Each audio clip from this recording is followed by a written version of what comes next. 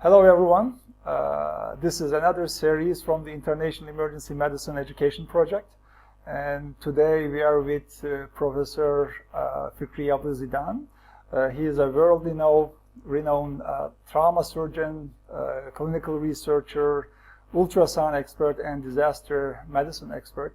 And he kindly accepted our invitation to be in this educational series. The series called Fundamentals in Clinical Research, and he will share his 40 years expertise in the clinical research and in this area. Welcome, Professor. Thank you, Arif. First of all, you know how I'm reluctant to do such a thing, but you've been after me for 1 year, and you convinced me only because you told me this is for the new generation. So the new generation, actually, they will carry the message later on. So I like to, maybe share some of the lessons I learned, I can say. We are always learners, you have to understand. We keep learning, and you never reach, what you want in science by relaxing, because you know the science is changing. So I hope this series will open your eyes on how do I think. Maybe it's not the proper way, but just to tell you of other ways of trying to solve problems. And you will find it unique. Why? Because this is an international emergency medicine education program, and I've been working in the developing countries for a long time. And believe me, the logistics, the way of thinking, motivating people, making a change in your community is completely different. I worked also in very advanced research methodology countries. I worked in Sweden with one of the top leaders in disaster medicine, and with Professor John Windsor, one of the most active researchers in Australasia. I learned a lot of skills from them, but the real challenge with each of you is, how can I be useful to my community? That is the real target of science. It's not the ego of being a famous professor or getting rewards or getting, believe me, I don't put even my rewards on the walls. The real thing you will find as students, as doctors, is you see your patients comes better and you see your community is better. That should really be the main motive inside you, so you can make a change. It may take longer time, but at the end, we are now, after 40 years, gaining a lot of fruits. I'm discussing Professor Arif today, so please listen to me. Take whatever you like. I know young generation are different from us, and I wish that will be useful. Actually, I'd say we are, but of course the new generations are definitely different. Prof, today's episode is about, what makes a doctor a good clinical researcher. So what is your advices? What is your actually experiences about this topic? Yeah, I think we go back to the basics. For any job, you need 2 pillars. You need to be honest, sincere in what you want to achieve, and you should be competent. So honesty without competency will not work. Competency with honesty is even more dangerous, because you can modify things. You would know the facts and you modify them for your interest. But the third pillar, which I really like to add to in research, which is different from others, you should have a thinking mind. You should have always trying to answer questions. You should have always a mind which is critically thinking. Is this right? Can I do this? Is really what is written true or false? How can I apply this in my community? Is it relevant to my community? Does it benefit my patients? These simple questions are the core of clinical research.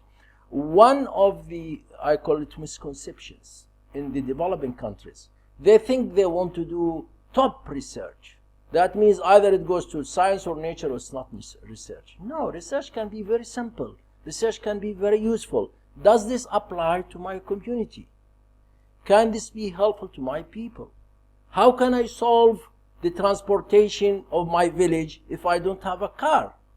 So they look simple, but we've actually developed very excellent simulators from nothing, very, very cheap, very useful for the communities, from basic things.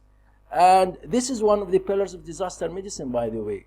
how can you in a disaster be able to get solutions which are new and no one thought of it? So you're talking about the simplicity, to thinking simple. Yeah.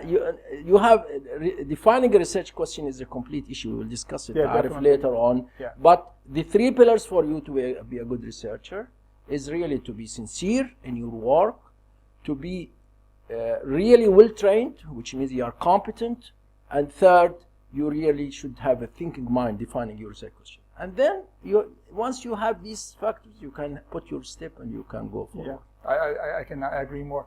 Prof, the many times I visited into your office, and many times actually I heard this from you actually. When a clinician or researcher knock your door, you have a kind of straightforward, the thing that you're saying to them, and you ask, I want this, and I was thinking that these are actually the pillars of the what he wants. So they go they go back to the same 3 principles, Arif. And of course, I have a lot of demand. People come to me from students, PhD students, up to professors. Actually, most of the time now is refining research more than training people from scratch. I leave this job for my young people, and then once they go up to assistant professor and above, then I show them how to do the refined things. But the principles are the same. Research training is a longitudinal process. When a student comes to me, I tell him, look, I have some papers rejected 16 times, 14 years. And if you have the gut to continue for that, of course, most of the time, last week we got 2 papers accepted for a PhD student without revision in a top journal in sequence, which is 1 in 10,000. But the student should be prepared, and these are simple. Anyone who knocks my door, of course, I should look to my time. I learned from Professor Sten Lindquist not to promise anything that you cannot do. And I'm not going in details in that. He's a great mentor. He's actually the first disaster medicine professor in Europe, and I learned from him a lot. He never said a work that he didn't respect or promise. Never give promises that you cannot do it. It's much wiser to tell a student, I'm sorry, my time is there, go to such a guy, than to promise and not to fulfill your promise. And anyone who knocks my door and say, I want to learn from you, Professor Abu-Zidan, I say, okay, it's simple. My rules are very simple. You accept them, I'm more than happy to accommodate So what are those rules? Yeah, the rules are very simple. Honesty, integrity, hard work, persistence, patience, commitment, and obedience. And if you can you please a little bit, extend this the meanings of this? Yeah. So okay. Each one. Yes. Honesty. I mean, you can be the best scholar, but you are not honest with yourself. I can give you an example. Many people have the data in front of them, and then they start fishing in it. And of course, by probability in statistics, if you do a lot of analysis, you will get by 5% up. If you do 100 analysis, 5% will be significant. So what would they do? They go back and rewrite the question to fit the finding, which is dishonest. Why? Because with each trial you do, the probability should be completely different. We deal with probabilities in our analysis. So you have to be honest with yourself. Is this really a prospective study in which I make the question, and then I do the analysis, and then I get the outcome, and then you accept the outcome? I remember he was one of my students, his name is Al-Isai. He came to me and said, Prof, can you help me in a study? Okay, we agreed on it. And then I had a beautiful data, and it's published in the World Journal of Surgery, you can go to it, comparing if a car hits a pedestrian. Does it differ between a 4-wheel or a small car? Logically, we know the energy equals half the mass by the velocity square. So if the mass is more, the energy should be more, the energy should be more. And then I did the analysis for him. Isa, this is the results. He came back to me, Prof, the results are negative. I told him, yes, the results are negative. But you have to explain for me why it's negative. And he went into circles, and he came after almost 1 month. And we knew the reason. Why? Because if you say half mass by velocity square, the cars in our city really run in very high speed, so the mass has no effect. And then we said, okay, the mass will be useful only if the speed is less than 40 kilometers per hour. What does that imply? Because a lot of companies in Europe are trying to put friendly pumpers in the front. So they get like a balloon opens once you hit someone. But that will not work here simply because our speed is high. So now you have to be honest with yourself. And then, of course, research needs a proper training. You have to really to get it's non-ethical to do research if you don't know how to do it. I'll simplify that, Arif. Can you do an operation for an appendectomy without being trained as a surgeon? You cannot. Impossible. Not. Yeah. It's unethical. The same thing, the effect of research is much, much, much more than the effect of one person. So you have to be honest. You have to be knowledgeable. You have to be persistent. You can be surprised. I will tell the students, I've been collecting the data on camera-related injuries for 20 years prospectively. Can you imagine that? Because the numbers are small. And we are actually our group is one of the leading groups worldwide on, and it came from a small idea. I will discuss this in more detail how to generate this question. But you have to be persistent. You know, I used to go myself writing everything, putting it on my form. Why do I say obedience? I'm not like a dictator, you know me. I'm very friendly and I discuss with people. But once you big to a big troop, a research group, it's a lot of time management. It's a lot of decision making. It's a lot of collaboration. So you have to work as one part of this team. You cannot do whatever you like if you agree. And it's all agreement, you know. We will discuss how to write a paper later on.